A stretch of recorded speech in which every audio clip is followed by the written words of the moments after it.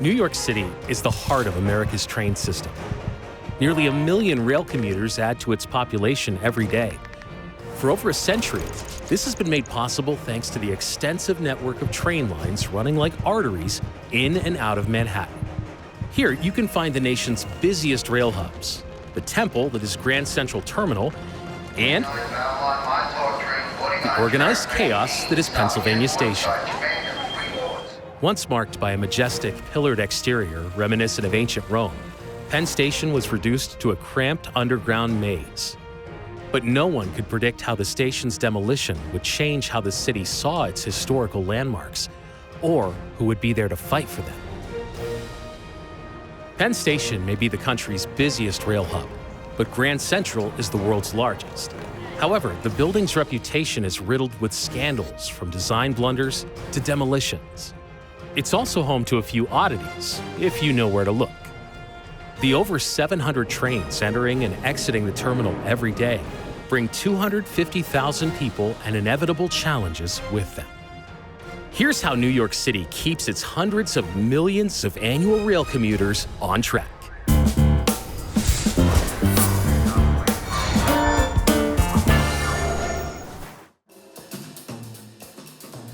There are 4 major rail systems traveling in and out of New York City.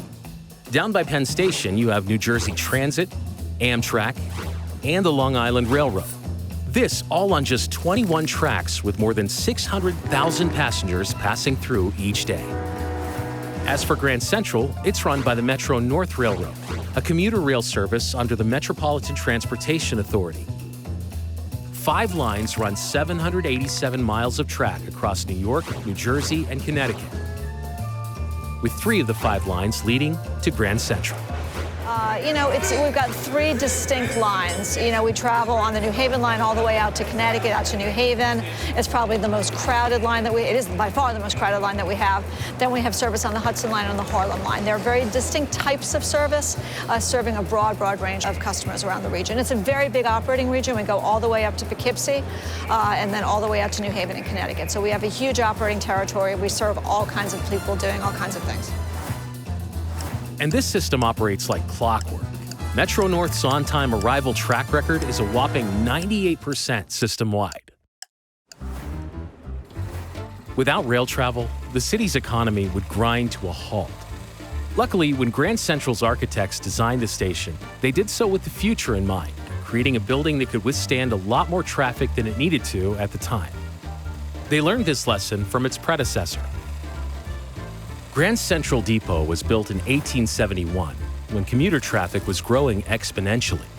New platforms were built faster than you can say, "All aboard!" But it couldn't keep up. The depot was demolished in 1899. Over the next 14 years, the space was transformed into the terminal we know today. The new and improved Grand Central embraced modernity. After smoke from a steam train in a Park Avenue tunnel obstructed the driver's vision and caused a fatal crash, the city decided to ban steam trains in Manhattan altogether. Engineer William Wilgus designed the new terminal to be the first large-scale railroad project to switch from steam power to electricity, electrifying miles of track across New York to prepare for the terminal's opening. It was intended to compete with Penn Station, which at the time was considered an architectural triumph. 16 hours after opening Grand Central, 150,000 visitors had passed through its doors.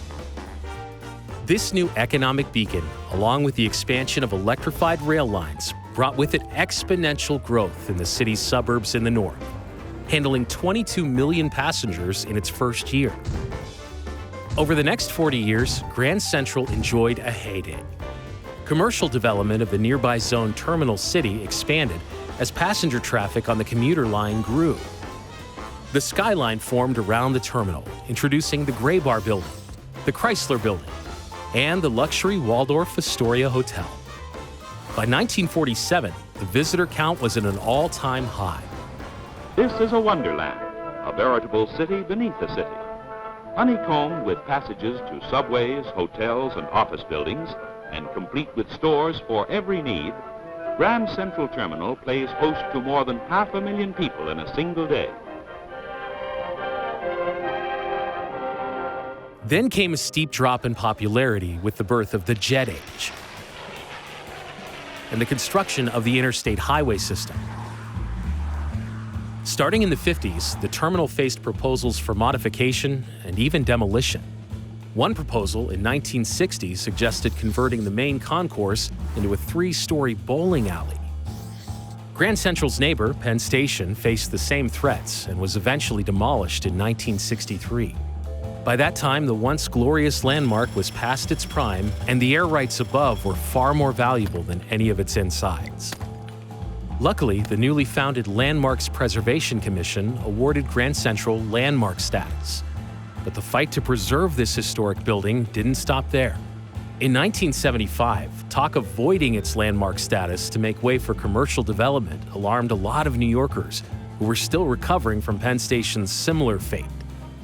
At a press conference in the terminal's Oyster Bar, Jackie Kennedy said, "If we don't care about our past, we can't have very much hope for our future." Protecting Grand Central proved to be a wise decision. Today, 250,000 commuters pass through these halls on their way to work. But that's only a fraction of the 750,000 people that visit the station each day. Much to some commuters' dismay, this landmark is an icon. Often a popular movie location and a stop on everyone's must-see list, like the famous ceiling. So the ceiling is one of the largest mistakes in New York City. It's 25,000 square feet and it's completely backward. The story behind it goes in 1912, as they were building the terminal, originally they wanted to put in a skylight in the ceiling. But they decided skylight's going to be too expensive, bad to maintain, rain, snow, leakage. So the architects decided, let's put a beautiful mural of the night sky. So they brought in a French artist to depict the night sky. He chose a very famous 1603 sketching of the night sky called Uranometria, which depicts the Mediterranean sky in October. So he sets up his scaffolding, he goes up there to paint it, his team of painters go up, and the problem is he holds the image on the floor, he puts it on the floor, and he's transposing up, which flips it totally around. So that's completely backward. There's one constellation that's correct, it's Orion, because he was actually turned to face the bull in a fight by the original artist. So he's not backward, everything else is backward. Right over there, there is a dark black rectangle. And that dark black rectangle is what the whole ceiling used to look like pre-1994, 95. It was thick with soot and cigarette smoke and car emissions coming in through the windows, and it was dark and black and sooty. So when they cleaned it during the restoration process, they left that one little patch as a reminder of what the whole room looked like. So this is probably one of the hottest spots in Grand Central Terminal for somebody coming here for the first time, trying to find the legendary Whisper Gallery. So that's what's behind me. It was just a byproduct of the design done by Catalan architect Rafael Guastavino. He did these beautiful vaulted arches, and because of the distance from the floor to the ceiling and the corners, you can have a full-blown conversation facing a wall directly across from somebody else. But how does a terminal this large successfully handle the massive traffic coming and going 21 hours a day? Well, there's more to see. It lies behind closed doors, keeping the vast system running like clockwork.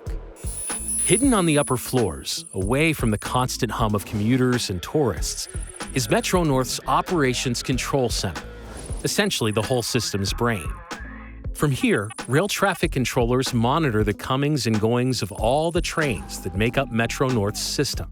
When something does happen, whether it's a delay or a mechanical problem, the OCC hears it from train engineers, conductors, or police. Even passengers themselves can call or send them a tweet. And they do. A lot. Metro North Railroad, you're big, you're busy. But with a record 91 million annual riders in 2019, first prize for the country's largest commuter rail goes to the Long Island Railroad. But this line is notoriously crowded and has what seems to some commuters like near-endless delays. To relieve these concerns, something is happening 150 feet deep in the terminal caverns. A new line is being drawn onto the map. Several stories below where we are now, we're putting the finishing touches on the East Side Access Concourse. So this is going to be a brand new service, unprecedented service for the Long Island Railroad that's going to bring Long Island Railroad service not only into Penn Station, but here into Grand Central. So it opens up East Midtown to the Long Island Railroad commuters. It's going to be much, much easier for them to make these connections. Costing a whopping $11 billion, more than 2.5 times its original budget, the East Side Access is the Long Island Railroad's first expansion in more than a century. It's expected to relieve an overcrowded Penn Station of more than half of its peak congestion, about 162,000 riders, by rerouting Long Island commuters straight to East Midtown instead, and cutting 40 minutes of commute time in the process. For years, right beneath one of the busiest areas of the city, workers have been blasting and carving the new terminal out of bedrock 14 stories below ground. The new terminal's concourse reflects Grand Central's Beaux-Arts style, even using the same marble from quarries in Italy and Turkey that make up the main concourse. It's scheduled to open to the public in December 2022, giving LIRR passengers a much-needed change of service and a change of scenery to boot. The hustle and bustle is nothing like the feeling out here at about 5:30 on a weekday in the afternoon. I would say that's one of my favorite things, the hustle and bustle of it. This is the greatest region on the earth, and it deserves to have the best transportation networks as well. There isn't a railway network anywhere in the country more extensive and lively as the one surrounding New York City. Centuries of economic and cultural growth have woven a web of stone and steel, with Grand Central Terminal, the crown jewel of rail travel, standing proudly at the center.